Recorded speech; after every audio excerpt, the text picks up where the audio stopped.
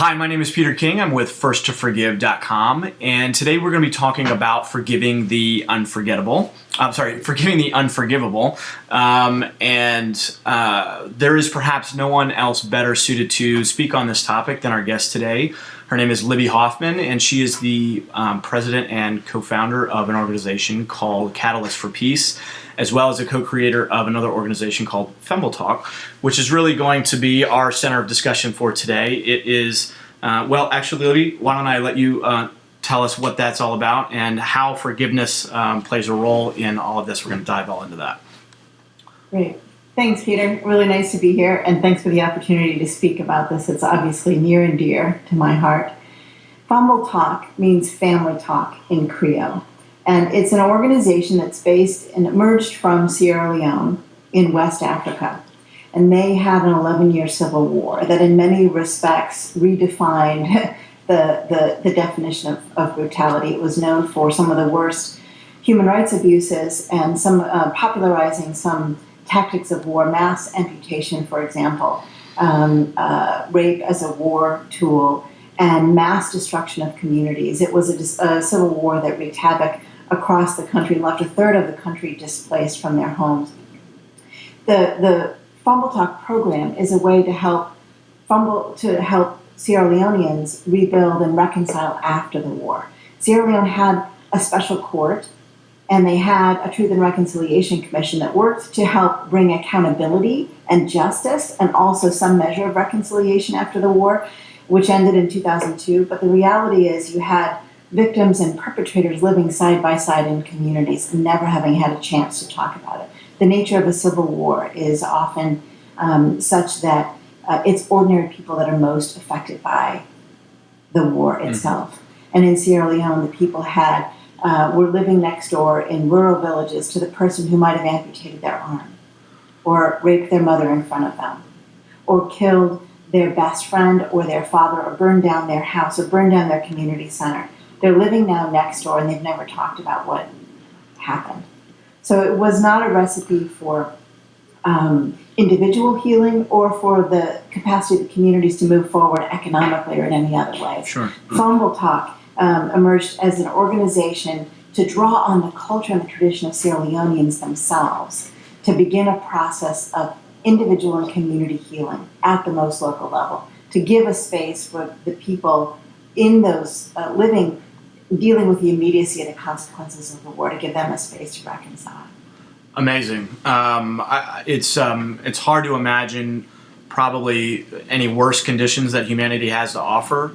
So I'm really excited to talk to you today about how forgiveness has played a role in obviously healing individual hearts, healing on a community level, at a national level, and how that's what the ripple effect of that is outward from there.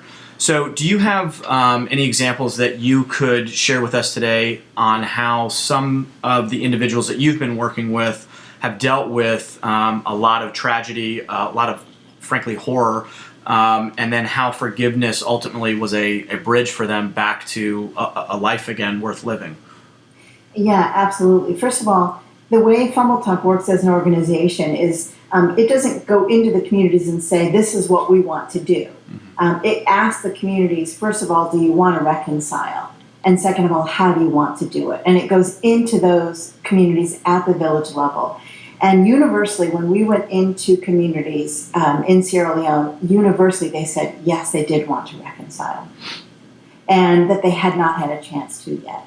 And when we asked them how they wanted to do this, how they wanted to do the reconciliation process, what they identified was something that my Sierra Leonean colleagues who were leading this process on the ground suspected would be the case, that they, in their villages and in their communities, had a culture of forgiveness, and they wanted to draw upon that.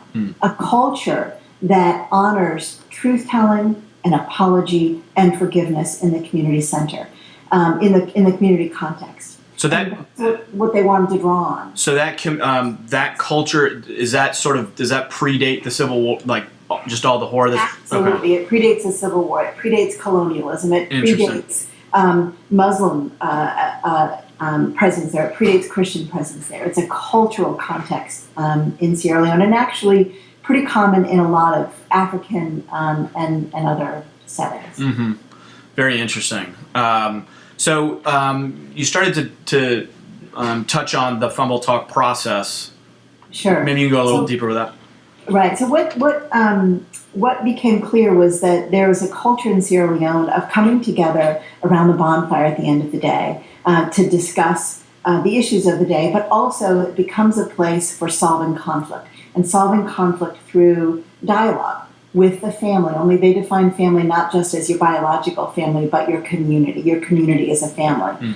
And that this was the culture that they wanted to draw on to reconcile. So the Fumble Talk staff worked with the individual communities and has been working with the communities in Sierra Leone to run a truth-telling bonfire in the village. The community members said they wanted these ceremonies to be in the village so anybody who wanted to could participate. And the staff works with the community and trains them and works with them to plan and run sort of the initial event is a truth-telling bonfire in the community. And they invite villagers from neighboring villages that are connected with that particular village. And they work with them and they invite them to come forward and just tell the stories of what happens to them in the war. And it's clear in the setting that there will be no prosecutions. You won't be prosecuted for telling your story. And both victims and perpetrators are invited to come forward and tell the story either of what happened to them or what they did during the war. And in these ceremonies, they're facilitated by the community members themselves, and nothing is, you don't know in advance who's going to come forward. Everybody's just invited to do that, who wants to. And you're not forced to either apologize or forgive. It's just really what you want, what you individually feel impelled to do. But regularly, people will come forward and tell their stories of what happened to them in the war or what they did in the war and apologize. The perpetrators are so eager to apologize for what they did and to forgive. Aren't they often forced into some of these horrific things? Okay. That's exactly correct. In the situation of the Sierra Leonean Civil War, oftentimes it's hard to tell the lines between who's a victim and who's a perpetrator can be very fine, and oftentimes people are both. They are forced to kill other people, in essence, or forced to join the rebel movement, and oftentimes forced to kill a family member as a way to desensitize them to violence, so that they can become more comfortable and be used, in essence, by the rebel groups to further their own aims. It's part of the process that desensitizes to violence, and people don't feel that they have another choice. That's it's almost beyond imagination to go there. But so, do you have any examples of any individuals? What would be a good example of someone who's been dealing with this horror and perhaps how forgiveness brought them, freed their heart from the hardness that reality has sort of created? I have so many, it's hard to I'm sure. choose. One of the ones that I love to tell, and it's actually featured in the film, we produced a documentary film about this program as it was emerging and filmed over the course of the first 18 months of the program, and then released the film in 2011. I can talk more about that later, but there's one story in the film that is one of my favorite stories because I think it's one that a lot of us can relate to. And it's a story of Sar and Yuma, who were both around 15 at the time that the Civil War came to their village in the easternmost part of Sierra Leone. And they were both kidnapped by the rebels, and Sar was ordered to kill his father, which he refused to do. And Sar and Yuma were best friends. Yuma was then forced at gunpoint and was actually shot when he tried to escape doing it. Was ordered to kill his best friend Sar's father. And to beat his friend, they thought that he was beating him to death, and they left him for dead. And it turned out that he survived, but he was permanently maimed. And they lived a mile apart from each other and had never spoken since the war.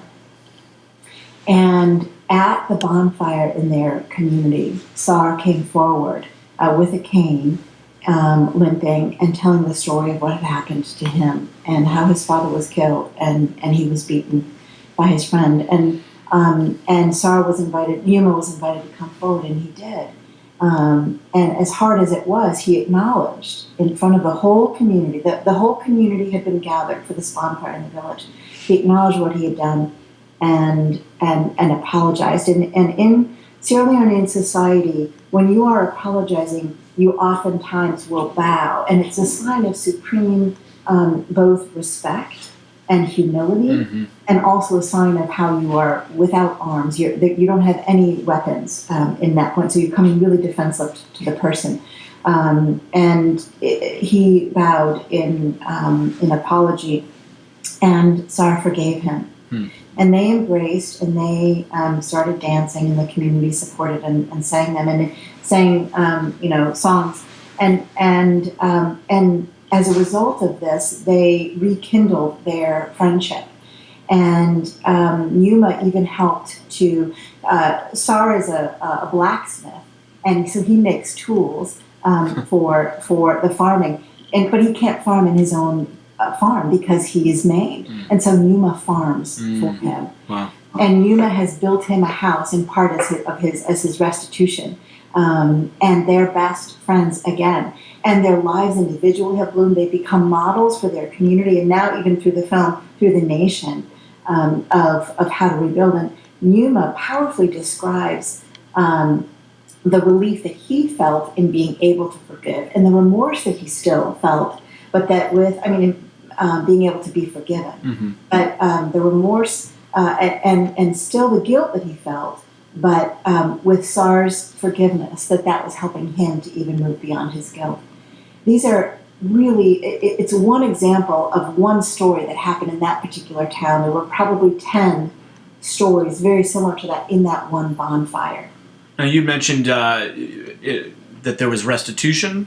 At one point, was that sort of, was there a process for that? Or how do you gauge what level of restitution there needs to be? Or is it just individual? Process, yeah, it's individual. There's no prescription. It's not required, but there's such a universal desire to move forward together that it almost always happens. And because these examples of acknowledgement and apology and forgiveness are taking place in front of the whole community, it sort of brings out the consciousness that we are part of a community, and so we have to act that way. Yep. And nobody is forced to do any restitution, but it oftentimes works out that they do, and that's just part of how the perpetrators are helped to feel whole again, is to make a contribution to the person that they have wronged. One of the there's kind of a collective restitution in sorts, because after the bonfire ceremony, they have a whole series of follow-up activities that the community does together. And one of those that they've decided that they want to do is community farms. And they will decide together as a community what they want to farm, work together to clear the land, to plant, to tend, to harvest, and then decide together what to do with these with the profits from the farm. And in the process, so cool. All of those activities knit the community bonds and strengthen them. And they give an opportunity for the victims and the perpetrators to work side by side and continue to build the relationship after that moment of apology and forgiveness that began with a bonfire. But it makes it a long-term process. And for many of the perpetrators in particular, that farm becomes a vehicle for them to do some sort of restitution, maybe for the people that they wronged, but for the community as a whole. Because oftentimes the victims aren't there, they've been killed. And so the people do restitution, in essence, for their community as a way to move forward together.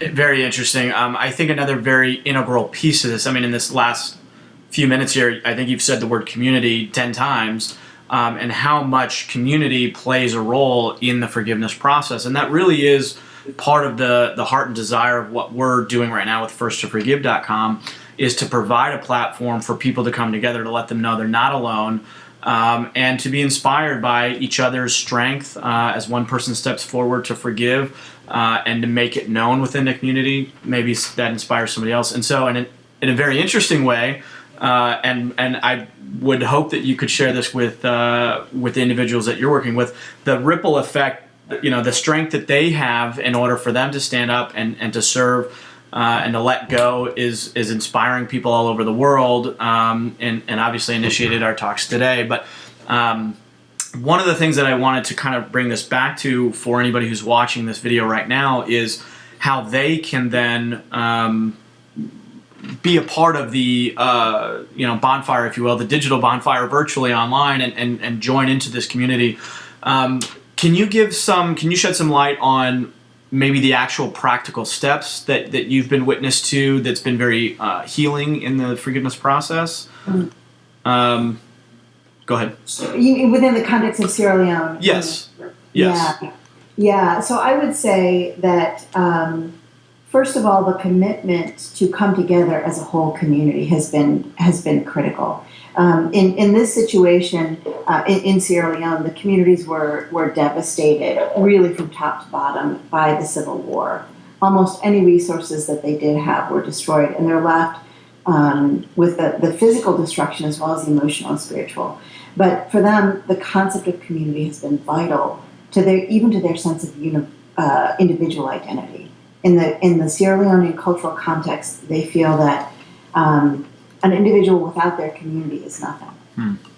And they often define themselves, their individual identities, in ways that are very linked to their community identities. So the destruction of the social fabric and the fraying of those relationships was just as devastating as the physical damage that was inflicted throughout the war. So repairing those, basically each community, the first thing that they do is they identify a core group of really respected people from all parts of the community: men, women, Muslim, Christian, youth, elders, victims, perpetrators. Ones that they are respected, that they respect as almost elders or the wise people in their community. And that group leads in making the decisions and planning for the ceremony. And so the commitment to having all parts of the community work together to make decisions and to plan is critical. It's part of recreating a collective decision-making process that recognizes that all voices are important. And so the commitment to leading the process yourself with the community is critical. And that's one thing that I've seen, and I think is probably the most powerful part of the Fumble Talk process, is the way it helps to reknit the communities and to recreate strong collective decision-making and really support networks in the community. Related to that, and this goes to the dimension of how an outside either organization or individual can help, is when the Fumble Talk staff comes in, they come in for the long term. They're not there to run an event and leave. They're there to walk side by side with that community over the long term. And that long-term commitment to, in essence, become a part of that community in a lot of respects is critical to helping support the trust that enables people to come forward and talk about such difficult things. So those are two dimensions of the process that I would say have been really critical. The other is there's a really strong value on truth-telling. So the culture values forgiveness, but they also value truth-telling, and truth-telling in a collective context. So the bonfire is a space that the community has created where they're encouraging you to come forward and tell the truth of your story, of your experience, what you did or what happened to you during the war. And all of the work that the community does to make that a safe space for somebody to come forward and tell their story, knowing that somebody won't get prosecuted, is critical to that particular process in the context of Sierra Leone. Knowing that your community is there to support you after the bonfire is absolutely critical to people feeling comfortable going forward. And then creating the spaces for them to continue to work together afterwards is, again, part of that long-term commitment, so that somebody can come forward and they know that the community will be there for them and that they can continue to engage afterwards. And just one more dimension that I'll talk about, because it's related to the follow-up activities and the importance of staying together and working together even after these moments of truth-telling and apology and forgiveness that happen around the bonfire. There's such a desire for people to be contributors to their community, constructive citizens, and creating channels for people to be constructive citizens is such a motivating force for people to either talk about their story or apologize for what they did. I've seen it happen. I've seen really powerful examples of perpetrators who so wanted to come forward and apologize because they really wanted to be a constructive, contributing member of the community. And they were so tired of carrying around the burden of being a perpetrator, being a rebel, being a soldier, whatever it was that they did. And they want to shed that and move forward and become contributing members. Same thing with victims. Women in particular, who were among the most victimized in the war in Sierra Leone, have come together and engage as women. They call themselves peace mothers.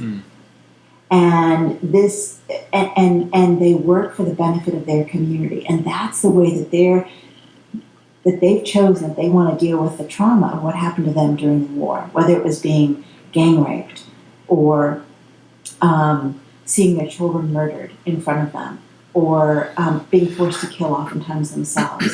And to come together as women and to work together for the benefit of their community is one of the strong supports for their own healing. It's quite a remarkable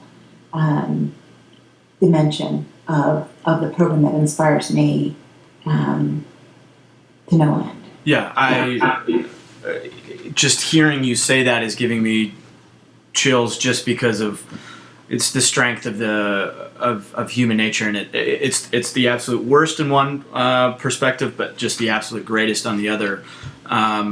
It's very, very inspiring. A story about that might help sort of bring it home. Please. Okay, so in one community in Dabu, for example, Michael and Mariama, Mariama's when the rebels came, she and her family were able to escape, except for her 7-year-old daughter.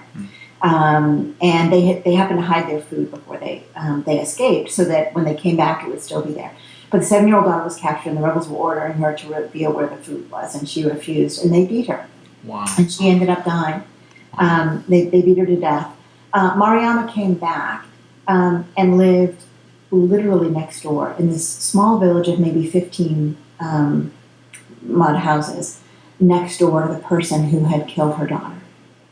They had never once talked about it. During the bonfire in that community, he came forward of his own to acknowledge and tell the story of what he had done and apologize, and she forgave him.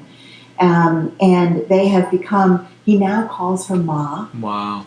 And works for her and helps, whether it's farm work or household work, to sort of make up for the work that this daughter might have done if she had lived. But the way Mariama described what happened, she hadn't talked to anybody about what had happened. In essence, she said she had been carrying the burden herself. Now, the bonfire and the reconciliation process, it didn't bring her daughter back. But what she described is that she moved from carrying the burden herself. She said, my whole community now is carrying the burden with me. And that was a measure of healing for her in significant ways. And she said, of course she was going to forgive him, because now their community needs to move forward, needs to develop, and they can only do that all together. And so, of course, she was going to forgive so that they could move on together. And that's a lot of what forgiveness means to Sierra Leoneans in that context, is simply moving forward together, acknowledging that a whole community includes everyone, both victims and perpetrators. And it creates this incredibly gracious and powerful space for, in this case, perpetrators to come forward and acknowledge what they've done and apologize, and for victims and perpetrators to move forward together in ways that help make the whole community stronger. And that particular community has created this really vibrant community farm. They rebuilt their community center that was destroyed by one of their own community members during the war. They have done this community farm that is now, I don't know how many harvests it's been that they've done, but it grows every year. Oh, cool. And they've developed their income through selling off the profits from it and being able to build ever bigger farms. And so they've just started this network as a community of strengthening the community from the inside out. And it's now a very much of a whole and vibrant community, with these individuals whose hearts are healed as a result. And it's this wonderful give and take of individual and community healing. Oh, that's beautiful. So inspirational. I mean, at the recording of this video, we're just about to launch our FirstToForgive.com, and you're giving me a wealth of ideas of how we can model a lot of what you're doing in an online space and continue that ripple effect out, which is very cool. So you've talked a little bit about on a community level how they've been developing farms. I'm sort of curious, and I need to apologize. I'm a little bit naive on. Excuse me. Let me get rid of this. On what's going on over in Sierra Leone right now. What's the status of the country? Is it on the right side of healing? How much more work needs to be done? Just to give us an update on where things are at now. Well, at the moment that we're speaking, Sierra Leone is actually engulfed in the Ebola outbreak. And so it's hard to talk about where the status of the country is right now without talking about that. That is very much defining the day-to-day lives of a lot of Sierra Leoneans right now is the Ebola outbreak and the response to it. So it almost seems not right to say beside that. But I think it would still be worth talking about where the Fumble Talk program is, even outside of the context of what is happening there, and the national reconciliation and healing from the war. And perhaps we might come back to the Ebola situation. But even outside of that, so if we can, even though it's a little bit of it feels difficult to do it for the sake of getting to talking about these other things, if we can put the Ebola situation aside. Fumble Talk program has rolled out in over 200 villages right now. That means there have been over 200 reconciliation ceremonies. And because it's a long-term process that includes working with the communities to support and strengthen the reconciliation process and begin the process of rebuilding, it means there are many communities where Fumble Talk has been active for 6 or even 7 years going on at this point. And the communities are really thriving in so many ways. They have engaged in community economic development activities, most notably farming, that have brought in income, or micro-enterprise, small market initiatives that have brought in income and empowered people, and notably women. They've had a lot of women-led activities that have created an incredible platform for women's leadership to emerge as a powerful force, not only for forgiveness, but for economic development and for social improvement. Because when the women get access to economic resources, they don't use it just for their families. They use it for the benefit of the whole community. They'll pay for school fees, for example, for the children, or examination fees. They'll build traditional birth attendant houses, or work to build schools, or work to build medical facilities of another sort, or work to build something that is for the benefit of the whole community. So the rippling effects of empowering women in this way, which Fumble Talk has really led the way in, are powerful in those communities where it's operating. So that's in just about half of the country. 6 of Fumble Talk's of Sierra Leone's 14 districts. Fumble Talk is really active and thriving, and the program is very well known at the national level. And there's been a huge demand for Fumble Talk to expand to the other districts. They've resisted doing that at this point because it would just stretch the staff and the financial resources too thin. There's a growing education program in the schools that is really thriving, that is based on helping the community members tell the story of what happened to them in the war with the young people, and having the young people learn the history of the war both from their area and from the country as a whole, and understand what the cultural resources for peace really are, and be leaders in living those out and living those forward. And there's a real clear sense that if our students, the young people, can become peacemakers, they will make sure that a war like this never happens again. Absolutely. And the students are leading the way in that. There's a growing interest in adapting this, in seeing this educational program that's being developed become a part of a national program, or part of the national curriculum. And that's one way that it could really grow nationally is through the education program and developing and supporting networks of young people in particular. The film itself has been broadcast nationally throughout Sierra Leone for the last couple of years, and so it's been part of cultivating a national consciousness. Even outside of the Fumble Talk program, the country has really begun in a very serious way, I think, to come to terms with what happened in the war.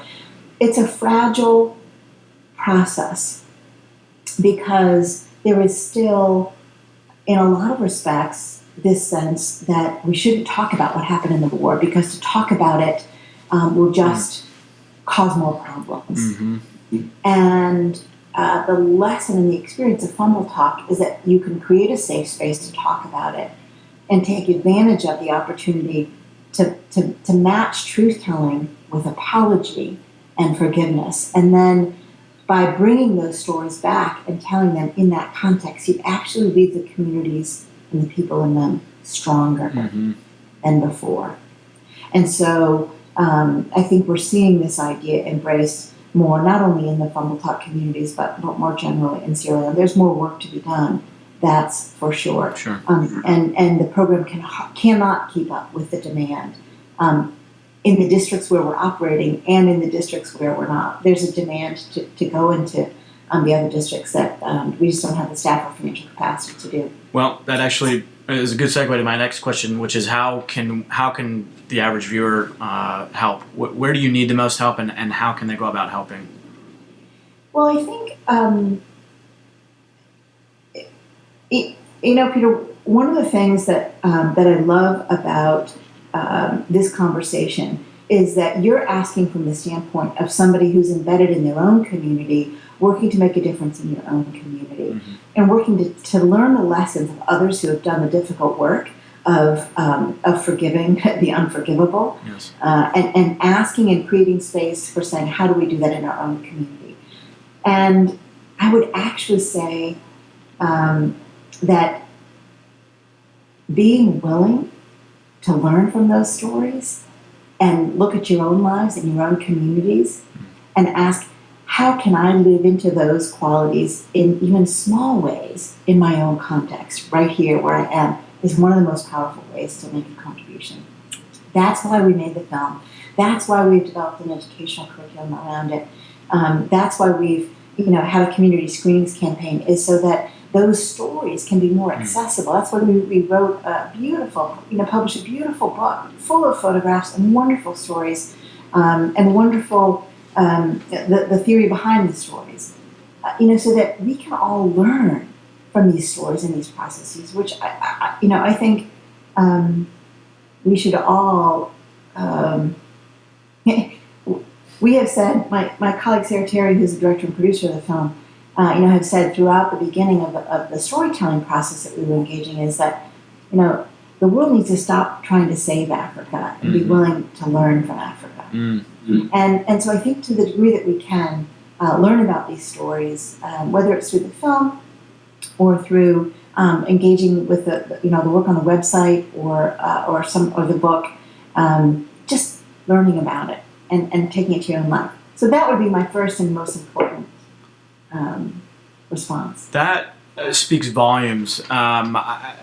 I can't think of a better testament on the idea of forgiveness. The idea that's come to me as I've been working on this First to Forgive project is the idea of what does forgiveness really mean. And it just came to me that one of the definitions, or at least one of the values in forgiveness, is in the forgiving. The forgiveness is forgiving. And what you just exemplified to me right there was, here I am trying to help and support And what you're really saying is, no, forgive. We're trying to give that out.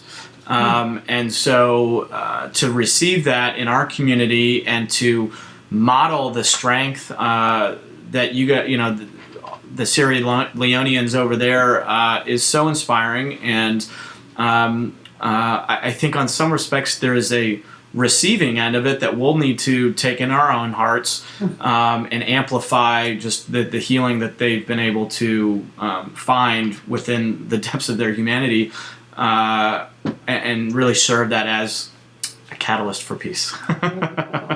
We had, leave it to young people to model this in incredible ways. We've had a long-term connection with a school in Philadelphia called Philadelphia School. It's an independent day school from pre-K through 8th grade. And when I did a presentation to a group of 6th and 7th graders there a couple years ago, the students were amazing. And what I found out, but still, it was just a presentation. And they asked great questions, and they were great learners. But I found out afterwards that they had been out on a field trip, and things had gotten out of hand, and one student had actually hit another student. And these kids, instead of sending this student off to the teacher, what they decided to do, that they wanted to do, was sit down in a circle under a tree and talk it through. And so they did. And they worked it out. And one boy stood up and he said, "Hey, we just had our own fumble talk." Wow, that's and cool. They had been plagued all year long with bullying in their classroom and dysfunction, incredible dysfunction, and in their school more generally too. But the teachers the next day, taking advantage of the situation, started off the class and set everybody in a circle and said, enough is enough. We need to have our own fumble talk, and invited everybody to speak. Well, 3 hours later, everyone had spoken, almost everyone had cried, and they described this as the most transformational experience, that they had, both students and teachers. And what Fumble Talk opened up for them was a way of seeing that they too were a community, and of experience and expressing that in a new and more powerful way, where that gave them tools for acknowledging the ways that they had been hurtful to each other, for trying to hear people's stories. Why would you act that way? Discovering all of these things about everybody that they didn't know, apologizing, forgiving on their own, and being committed to going forward more whole as a classroom after that. Incredibly powerful story, and it was behind us, really wanting to develop and strengthen our educational programming, to open up those opportunities like that. I think people know what kind of relationships and what kind of a community feels good, what kind of relationships hurt, what way of interacting with each other helps us to be better people, and what ways dishonor and disrespect and hurt us. And given the opportunity, I think we all want to move into communities where we can actually be in healthier relationship with each other, where we can take up the really hard things that are challenging us and bring honesty to them, bring courage, bring grace, bring compassion, bring persistence, bring courage, and help each other to express those same things. Well, we're right up against our time here, and I wanted to thank you so much for continuing to bear the torch of this beautiful message. We are going to do our best to continue it in our community. And again, I love the energy that you're projecting, and really the Sierra Leoneans are projecting that this is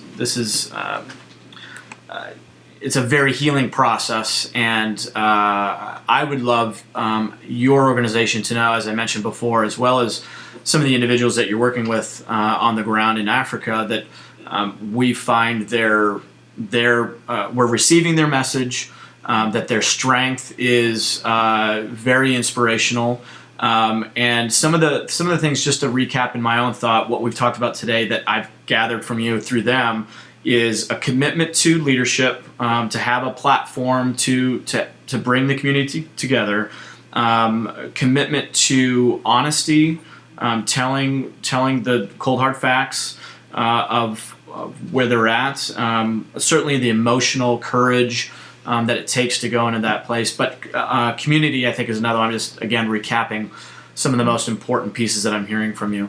But anyway, again, thank you so much for your time today, and I look forward to continuing to push forward forgiveness and its healing message.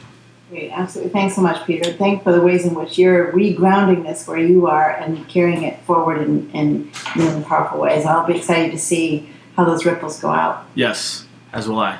Thanks again. Thank you. This is my transformation, my transformation, my transformation, my transformation.